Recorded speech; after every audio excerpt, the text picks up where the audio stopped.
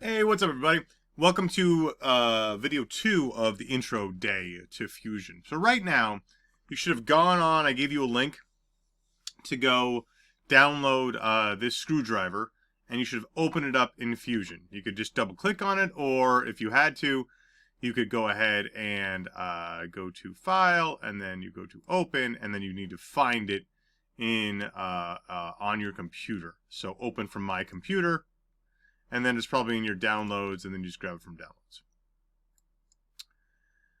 So now that you've gotten that, let's go ahead and let's look at what this interface is, and let's start to change some properties here. So I have this large data panel here. I don't want this anymore, so I can click on the X and get rid of that.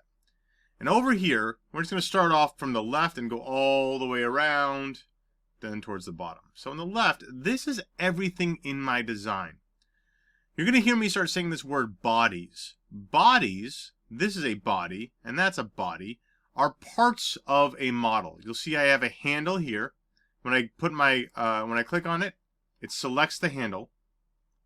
When I click on the shank, that's the shank there, that's the shank body. And I click on the tip, that's the tip there. Inside each of these, if I click on the arrow, are these sketches that make up the bodies themselves, and then origin files. Right now, we are just looking at this as you don't need to know everything about this. We're just looking at this. This is everything inside your file.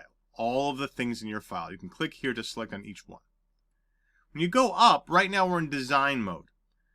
Most of what we're going to do with this intro is only going to be in design mode. It's when you're going to be designing something and creating a 3D model of something. If I click here, I can change to different modes. Let's say I want to simulate. If I click here, I can set this up into simulate mode, and this allows me to simulate how much heat can something take before it melts or before it becomes rigid and snaps. Those type of things. I can create studies. We'll get into this much, much later, but for right now, we're going to stay into this design mode. Inside design mode, my toolbar has a certain set of tools on it. First, I have solid tools. This creates solid things in my environment. Then I have surface tools. This will affect the surface of things in my environment. I have mesh. This is how to tweak each mesh individually. We'll get into that much, much later. And then sheet metal. If I'm working with sheet metal, I'd use these tools. If I'm working with plastic, I'd use these tools. And then some other utilities they have. We're going to stay in solid. We're going to stay in solid, and we'll start to use this stuff later, but we're going to stay in solid for right now. Over here in the corner, this is my view. If I click on top, I'm looking directly at the top of it. If I click on the side, I'm looking directly at this right side. Click on the side here, I'm looking at the front. This allows me, and I can kind of move this around too, to see exactly where I want to see on this model. If I get kind of messed up and I want to go home, I click on home and it puts it right back to where I should be. This leads me to my mouse. On my mouse, if I middle click, I can move the screen around. I can pan it. If I hold down Shift and middle click, I can pivot around. If I scroll the middle button, I can scroll in and scroll out. So all movement is based on the middle button. Again, scrolling is in and out, holding down Shift and clicking pivots it, and then letting go of Shift and just clicking allows me to move from side to side. Then when I get down here on the bottom, we're going to see, you actually may have noticed this already, if I click on the middle button, you'll see there's a hand. That hand turns on. That means I'm panning. If I click on that hand, I can also pan that way too. And now I'm just clicking normally. And I unclick the hand, or I go to click on the screen, now it goes away.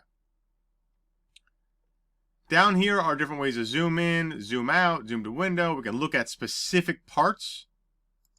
So I can click on, so I can select something. Let me get out of this.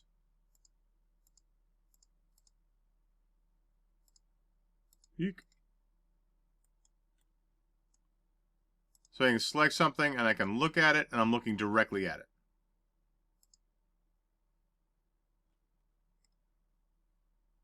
Oh, I'm a little confused myself. So now, over here is interesting. I have this display settings. We're going to look at these top two. Visual style. This allows me to change how my object looks. So right now I change it to just shaded. I'm just shaded. There's no outlines. There's no nothing. Shaded with hidden edges. So this shows me all the edges, including the hidden edges, the ones inside. This one, visual style, will show me shaded with visible edges only. So this is what we started off with. As I get further down, I see wireframe. And you'll see also it says Control 7.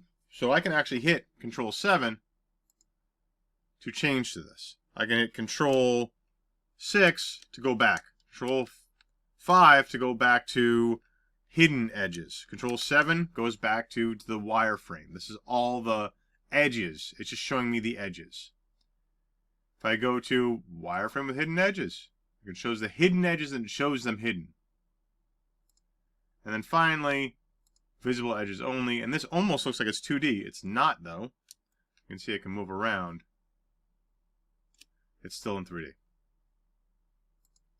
Something else I can change is my environment. I could change this to dark sky.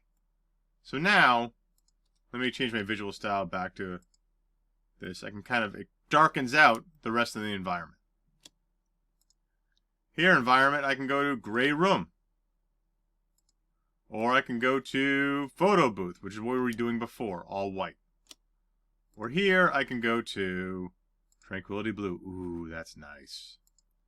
And you can play around and check out infinity pool. That's nice too. Or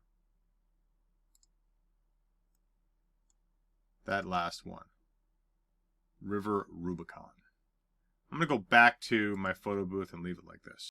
And finally, the last thing I want to show is this multiple views thing. If I click on multiple views, I can see this allows me to show, here's a perspective view, and then here's the top view. If I click down here, I'll see the front view. If I click down here, I'll see the right view. So when I'm changing things, I can see how it's affecting in each of these views. This is not 4 different screwdrivers here. It's one screwdriver with 4 different views. To get back, I just click on viewports, and I go to single view, and it'll put me back into single view. Explore that stuff, mess around with that stuff, and answer the following questions.